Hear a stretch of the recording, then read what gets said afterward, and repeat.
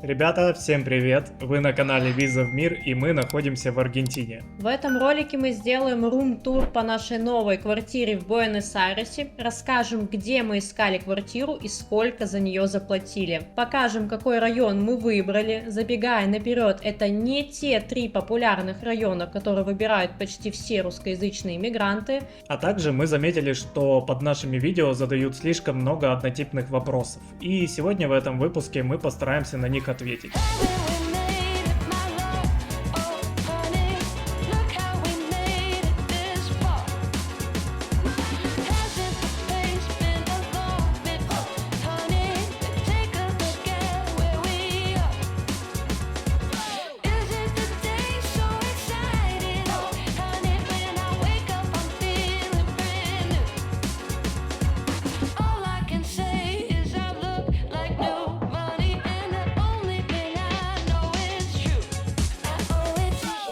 Ребята, доброе воскресное утро.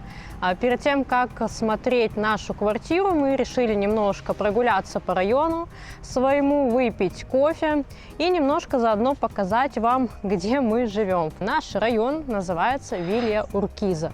И это, как вы поняли, не Палермо, не Бельграно и не Реколета. Про этот район, наверное, мало что можно увидеть на ютубе, мало кто из русскоязычных здесь живет и его показывает, но это на самом деле очень классный район. Почему мы выбрали именно его? Ну, во-первых, потому что он довольно тихий, спокойный и семейный район. Это то, что мы искали, в особенности после того, как мы пожили в районе Флорес или Варелла. Это одна округа, и там было очень шумно. Когда мы сидели и работали дома, это было просто невозможно. При закрытых окнах вот это вот движение машин просто не давало нам сосредоточиться и ничего абсолютно делать. Здесь, как видите, довольно тихо. Второй момент – это преступность. Наверное, многие из вас не раз слышали, что Буэнос-Айрес, да и в целом Аргентина довольно опасная. Но это отчасти правда. Многие говорят, что здесь нельзя ходить с камерой, как сейчас иду я, носить с собой телефон, AirPods и тому подобное. Но в основном вся преступность сосредоточена на юге города, как раз-таки в районе Флорес, районе Варелла, где мы жили ранее. Сейчас мы находимся на севере. Здесь в основном живет так называемый средний класс или местная интеллигенция. Мы живем в этом районе уже месяц, и за все это время каких-то сомнительных, маргинальных личностей мы здесь не видели ни разу. И, наверное, всего пару раз видели бомжей. Но во Флоресе это все кишит вокруг, кругом, и также в центре тоже довольно много. Еще один момент – это инфраструктура. Может показаться то, что этот район похож на пригород или супер-супер спальный район, и тут ничего нет. Но это вообще не так. Во-первых, тут есть довольно много маленьких магазинчиков, лавок. Также тут есть большие магазины, большой гипермаркет Котта, Carrefour. И также тут есть метро буквально в 15 минутах от нашего дома. Плюс тут довольно хорошо развита автобусная, так скажем, инфраструктура. Можно доехать практически в любую часть города. Еще он нам очень нравится тем, что он очень зеленый. Тут по всем углам, везде огромные деревья, везде, повсюду. Это создает тенек, во-первых, потому что летом тут довольно жарко, у нас все еще лето. А во-вторых, это просто безумно красиво. Я думаю, когда будет осень, а у нас сейчас наступает уже осень, тут все, это я надеюсь, я не знаю точно, как это будет, я надеюсь, тут все будет желтое, красное, оранжевое, и я думаю, что будет еще красивее, чем сейчас. Ребята, я еще хочу добавить такую одну вещь, которую Даша не сказала. Несмотря на то, что здесь очень безопасно, по крайней мере, так кажется, да, нам, потому что мы здесь живем всего месяц, понятное дело, мы можем всего еще не знать. Здесь везде висят решетки. Причем на первом этаже, на втором этаже, все магазины в решетках. То есть потенциально, наверное, тебя здесь все равно могут ограбить, и это в целом преследует весь Буэнос-Айрес. То есть это не только, да, там по центру или на юге. Вы, в принципе, будете видеть такую картину везде по Буэнос-Айресу. И еще, наверное, не стоит зацикливаться на 3 районах самых популярных – Палермо, Реколета, Бельграно.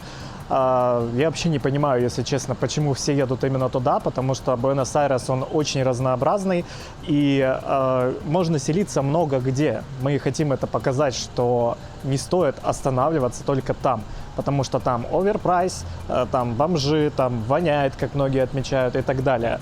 Вот вы можете, собственно говоря, лицезреть наконец-то на ютубе другой район. Ну а мы с вами тем временем уже подошли к нашей новой квартире, так что пойдемте наконец-то ее смотреть. Все должно быть безопасно, поэтому если не закрыл двери, эта штука начинает орать, пока ты ее не закроешь. Вот, мы с вами, собственно говоря, попадаем на внутреннюю территорию нашего такого небольшого 4-этажного дома. Здесь, что прикольно, есть парковка, так что, когда мы купим машину или байк, почему бы нет, мы будем парковать здесь. Еще у аргентинцев, в принципе, как вы знаете, не знаю, может быть, и не все из вас знают, культ мяса. Вот. И, естественно, на заднем дворике у нас есть такая зеленая территория с барбекю, где мы можем пожарить там мясо, посидеть с нашими друзьями, ой, чуть не упал, отдохнуть и так далее. Вот, тут довольно миленько, да? Что скажете? Это место, кстати, в Аргентине называется Париша. Вот, у нас это как называется, я не знаю. У нас это чил-зона какая-то, наверное, у них это Париша. Вот, что классно, здесь сразу все, в принципе, продумано и организовано. То есть есть раковина, где можно помыть руки, даже есть туалет. Вот, качелька для детей тоже что-то. Короче, прикольно. Мы живем на 1-м этаже. Ну, как 1-м. У нас этот этаж назывался бы 2-й, но за границей везде это считается 1-м. А тот этаж, который мы называем 1-й, это 0-й здесь. Заходим. Ну и вот, добро пожаловать в наш очередной дом. Я немного слукавил, когда сказал, что наша квартира находится на 1-м этаже, потому что на самом деле, та-да, это лестница, которая ведет как бы на 2-й этаж, на 3-й, да, если по-нашему. Короче, как вы поняли, она двухуровневая. Под лестницей мы там раскидали свои чемоданы, всякое барахло. Вот. В целом она довольно классно распределена по зонам. Я никогда не думал, что квартира с лестницей это так удобно. Потому что на 1-м этаже у нас такая гостиная, да, можно сказать, кухня. Вот. А на 2-м этаже у нас туалет, ванная и спальня. Вот. Тут все просто. У нас, как всегда, наш талисман в виде спящего сонного кота. Вот, он, кстати, перелет перенес просто замечательно, молодец, весь переезд вытерпел. Очень удобный диван. Я думаю, что это самый удобный диван, который у нас с тобой был, да? Что думаешь, Даша? Да, Даша кивает, да. Такой интересный дизайнерский стол. Подсними поближе, покажи его. Вот, мне он очень нравится. Вот, балкон вот такой. Кстати, обратите внимание, что на балконе полностью он весь закрыт решетками. Это нужно как раз-таки для животных. В Аргентине, оказывается, в Аргентине есть закон, который говорит о том, что если у тебя есть животное, то ты обязан закрыть свой балкон вот такими решетками, чтобы животное не убежало или, не дай бог, не выпало. Вот, тут мы пьем чай по утрам. Вот, и еще здесь есть своя барбекюшница, что тоже довольно кайфово и удобно. Плюс, естественно, это создает утренний такой поток света. У нас рассветная сторона рассвета. Поэтому утром, когда мы просыпаемся, мы лицезреем прекрасные солнечные лучи, деревья. Тут такая красивая светотень. Короче, нам вообще очень нравится. Ну и вот кухонный уголочек. Тут довольно мало пространства, но, в принципе, на нас двоих хватает. Нам все в кайф, все нравится. Микроволновка, по классике духовка с плитой, холодильник. И еще тут есть винные полочки. Вот, кстати, я вот не знаю, хозяин нам оставил довольно интересную бутылку. Это вискарь в стиле «Игры престолов». Кто фанат, тот заценит. Не знаю, можно его пить или нет. Как-нибудь, может быть, попробуем, а может нет. Вот, еще тут телевизор. довольно большой, хороший интернет. И сюда поместилось все наше барахло, вся наша техника. Еще о чем забыл рассказать, это немножко удивительно, наверное, для нас, для русских людей. Решетка прямо внутри квартиры. Забавно, да? Это вот, к слову, про безопасность в Аргентине. Еще тут есть вот такой вот обогреватель прикольный. Это типа аргентинская батарея, да, назовем это так. Только она электрическая, да, это без воды. По идее, зимой это нас должно спасать от какого-то холода, не знаю, посмотрим, будем тестить. А тут у нас картина, которая отвалилась. Ну и по стандарту, естественно, это кондиционер. Отдельно решил для вас подснять, это, знаете, к слову, про неочевидности, да, квартиры, на что стоит обращать внимание, когда заселяетесь. Не знаю, видно вам или нет, сейчас я попытаюсь поймать какой-то такой угол. Вот, видите, это щель, и это окно, оно, мало того, что оно до конца не открывается, опять же, из-за решетки, которая установлена, но оно еще и до конца не закрывается. И зимой вот отсюда, вот тут вообще видно щель. Это будет дуть. То есть, когда будете снимать квартиру, обращайте внимание на такую фигню. А теперь погнали на второй этаж. Ну и вот мы с вами на втором этаже. У нас тут такой небольшой есть коридорчик. Я даже подумывал здесь организовать что-то, знаете, вроде кабинета. Не знаю. Если вот эту полку убрать, думаю, будет довольно удобно. Ну, вот тут вот у нас такая маленькая ванна-туалет. Обязательно с биде. Как же в Аргентине без этого? Заходи. Посмотрите, насколько тут мало места. Даша не влезла. Вот. Очень маленькая раковинка, посмотрите, по сравнению с моей рукой. Примерно вот так это выглядит. Но зато с ванной. И с нашей нормальной европейской лейкой. Правда, она сломалась у нас. Вот, вы видите, да, что происходит. Поэтому нам нужно будет найти, где купить новую. Ну и, собственно говоря, сама спальня. Самое, наверное, главное. Она довольно тоже просторная, довольно удобная. Двухспальная кровать. Второй балкон. Как вам? Квартира с 2 балконами целыми на 2 разных этажах. Вот. Из прикольного тут есть такая стенка. Мы думаем тут повесить свои фотки какие-то. Может быть, с выпусков, может быть, еще откуда-то, не знаю. И помните, если кто смотрит с Египта, нас еще, помните, я всегда говорил, что меня везде преследует пиво, хотя я его не пью. Та-да! Зеркало с пивком. Хайнекен, блин.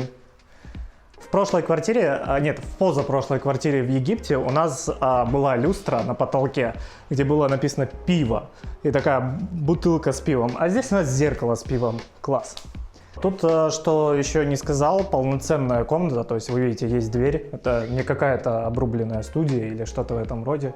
И, естественно, шкаф-купе, который открывается с жутким грохотом, поэтому демонстрировать я это не буду. Так же, как на первом этаже, у нас тут есть тоже такая же аргентинская батарея.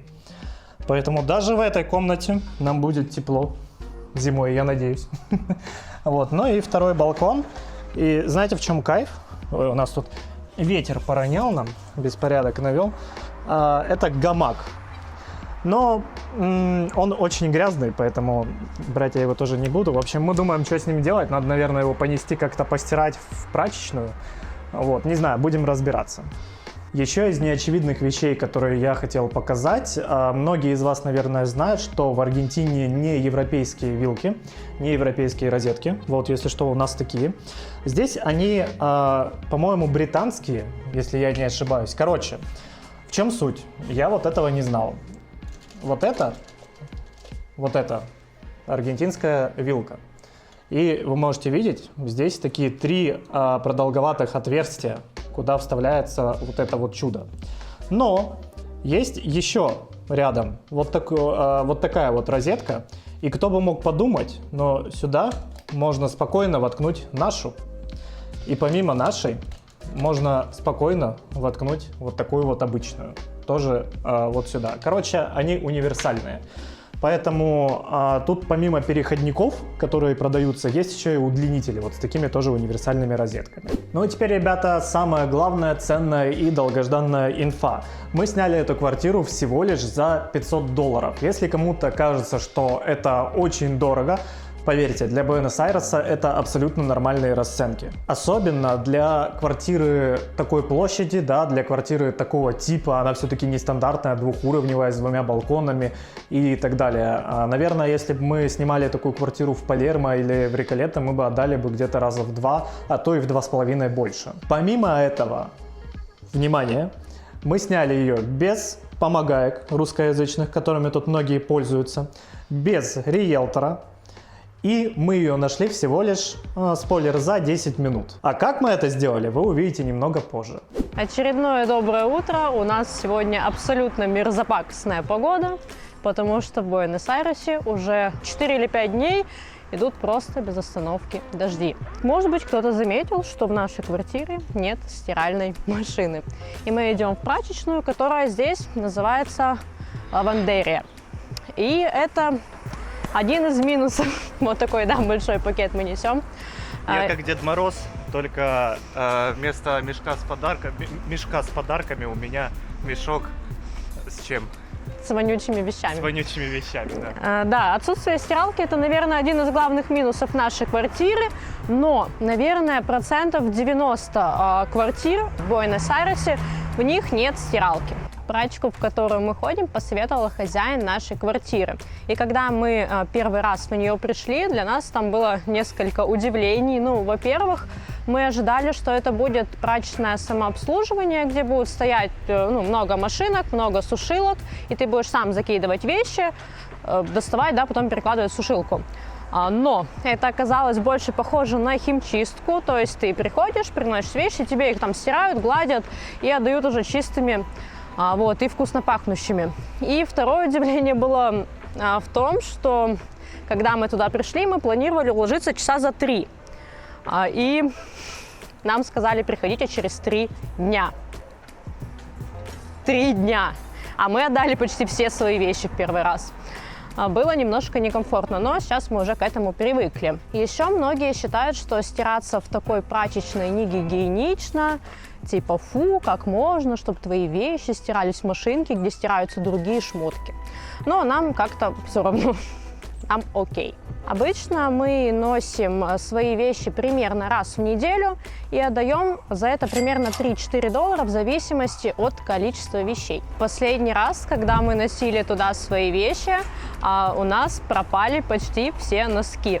Мы так и не поняли, то ли это знак от работников, что мы не носили такие мелкие вещи. Не надо носить носки свои сюда. Не надо носки, да. То ли просто так вышло, но в этот раз мы тоже взяли свои носки, и я их посчитала. Просто ради любопытства мне очень интересно, будут ли они в том же количестве или все-таки это знак. Кстати, мы уже подошли, и выглядит она вот так. Заходим.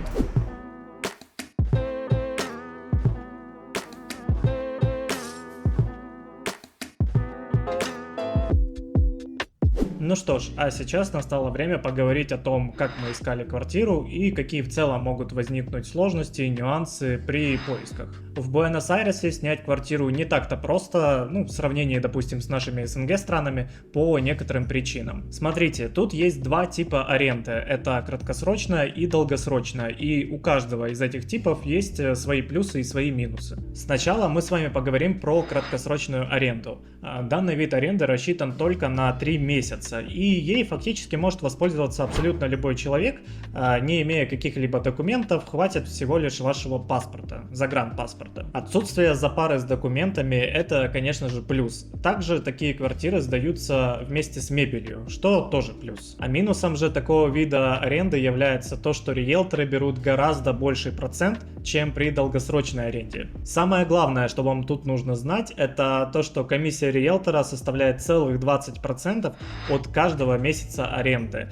То есть, если вы захотите прожить год на такой квартире, то вам придется заключить целых 4 договора по 3 месяца аренды. И риэлтор, в свою очередь, возьмет 20% за каждый месяц, то есть всего за 12 месяцев. Приведем конкретный пример. Вы решили снять квартиру за $1000. То есть комиссия риэлтора в данном случае составит $2400 за 12 месяцев. А теперь, что касается долгосрочной аренды. Как мы слышали, комиссия здесь составляет не 20% в месяц, а всего до 4%. То есть за год при таких же вводных вы отдадите не $2400, а всего 480. И у вас будет на руках не 4 договора аренды, а всего 1. Это, конечно, плюс, но есть и минусы. Для заключения такого договора, скорее всего, у вас потребует наличие подтверждения доходов именно на территории Аргентины. Справка с места работы из других стран или выписка с иностранного банковского счета, к сожалению, не подойдет. Вместо такого документа может подойти поручитель. Это такой человек, гражданин Аргентины, у которого есть свое имущество. И он на бумаге подтвердит, что если вы откажетесь платить за квартиру, то он либо будет платить вместо вас, либо у него заберут его имущество. Естественно, найти такого человека довольно проблематично. Поэтому существуют специальные фирмы, где вы за денежку можете купить такую гарантию. Но стоит это, естественно, совсем недешево. Есть еще один минус. Такие квартиры практически всегда сдаются без какой-либо мебели и техники. И, соответственно, это все придется вам покупать самим. Но зато такие квартиры стоят немного дешевле, а может быть даже и сильно, смотря как повезет. Отдельно хочется рассказать про наших русскоязычных так называемых помогаторов.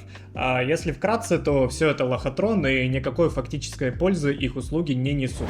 Ребята предложат вам заплатить от 200 до $300 просто за то, что они поделятся контактами собственника. И ладно, если бы это было правдой, но по факту же они просто сведут вас с местным риэлтором, которого, в принципе, вы сами можете здесь без проблем найти. Больше они ничего не делают. Зачастую они не знают даже испанского языка. И, как вы понимаете, они никак не помогут вам в коммуникации с местным испаноязычным риэлтором. По итогу, как я уже сказал, вы заплатите $200-300 за услуги этого помогатора. Плюсом вы заплатите комиссию риэлтору. Плюс депозит, ну там за квартиру, да, это все понятно.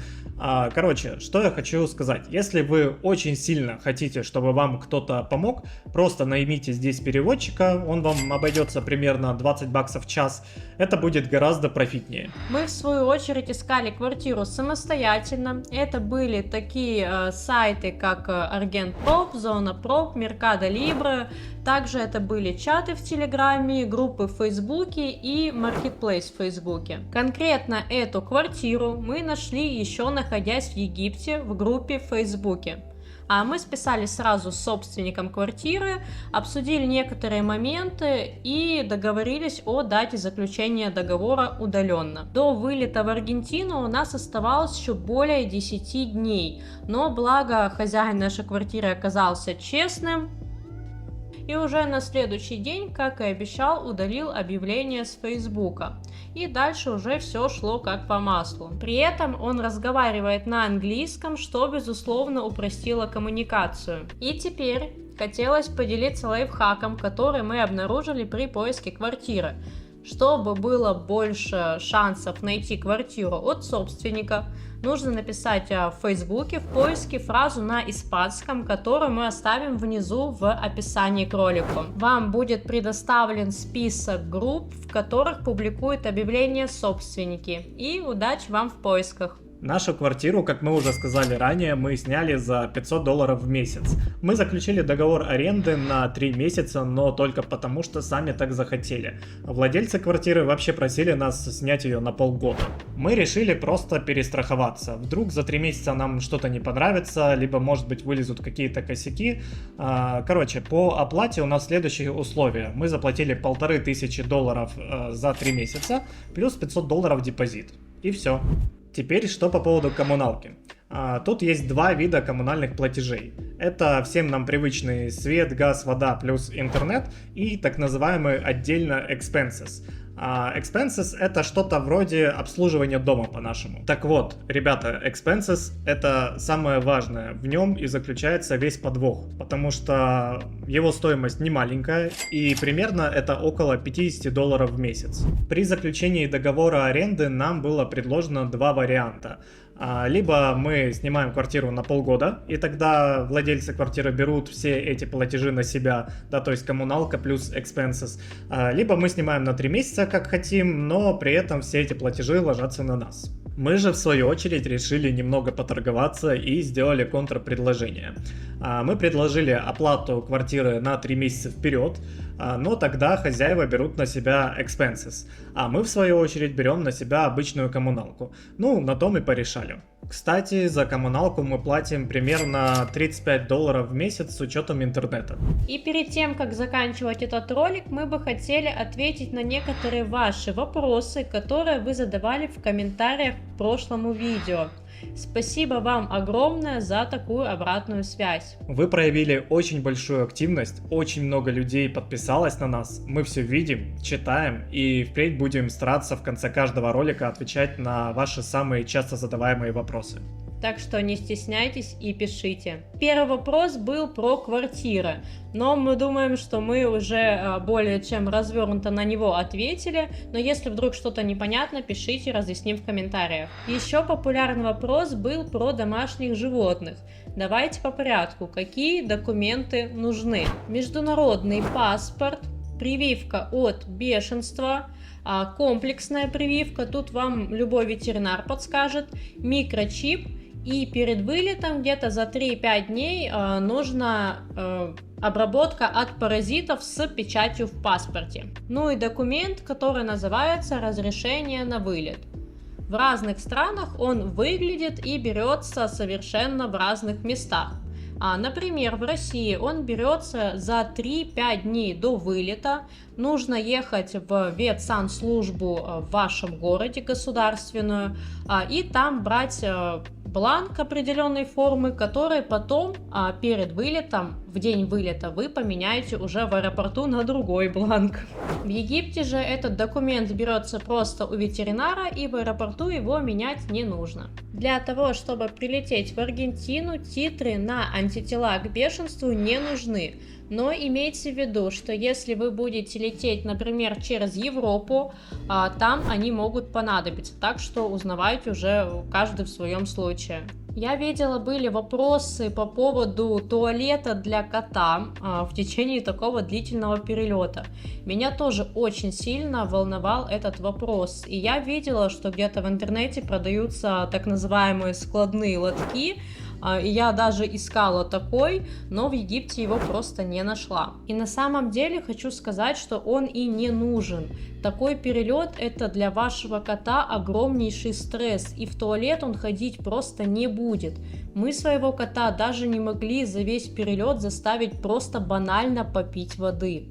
По поводу успокоительных препаратов для животных ничего не будем советовать, потому что это должен советовать ветеринар, и мы настоятельно не рекомендуем ничего давать без совета ветеринара. Еще были вопросы про легализацию, и если сказать по правде, то мы здесь совершенно некомпетентны. В целом в Аргентине огромное множество способов легализоваться, и более того, каждый месяц постоянно происходят какие-то изменения в законах. И что бы мы сейчас ни сказали, с большей долей вероятности через месяц, либо может быть через 2 будет уже совершенно не актуально. Мы можем лишь перечислить самые популярные способы. Это и виза по ренте, по учебе, по медицине, по родам, по беженству и тому подобное. Короче, когда мы определимся сами со своим способом легализации, мы обязательно поделимся этим на своем канале. И на этом у нас все. Подписывайтесь, ставьте лайки. И всем пока-пока!